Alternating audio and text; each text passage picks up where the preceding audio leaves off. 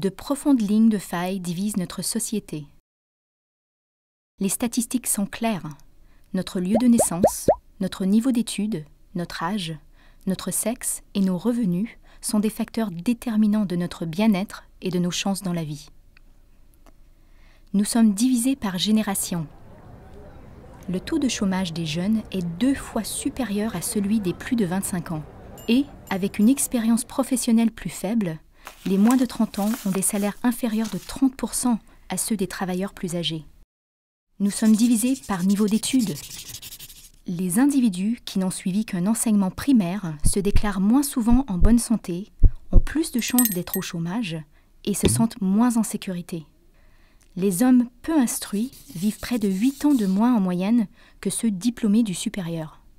Chez les femmes, l'écart atteint presque 5 ans. Nous sommes divisés par niveau de patrimoine. Seuls 10% des ménages possèdent plus de la moitié du patrimoine détenu par les personnes vivant dans les pays de l'OCDE. Et plus d'un individu sur 3, dans les 25 pays de l'OCDE étudiés, tomberait dans la pauvreté s'il devait renoncer à seulement 3 mois de revenus. Et nous sommes divisés par lieu de naissance. Le revenu des ménages issus de l'immigration est en moyenne inférieur de 25% à celui des ménages non immigrés.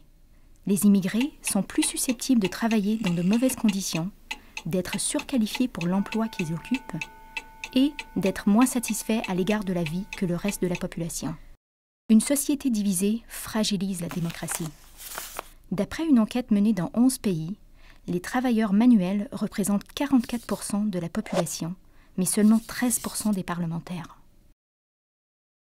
La dernière édition du rapport de l'OCDE « Comment va la vie ?» montre que seul un individu sur 3 a le sentiment d'avoir une influence sur l'action de son gouvernement.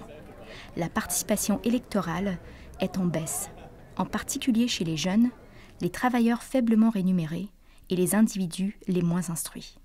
Restaurer la confiance signifiera pour les gouvernements trouver de nouvelles façons de faire participer les citoyens et de répondre à leurs besoins, en particulier pour les individus les plus marginalisés. La solution ? Renforcer les liens entre les citoyens.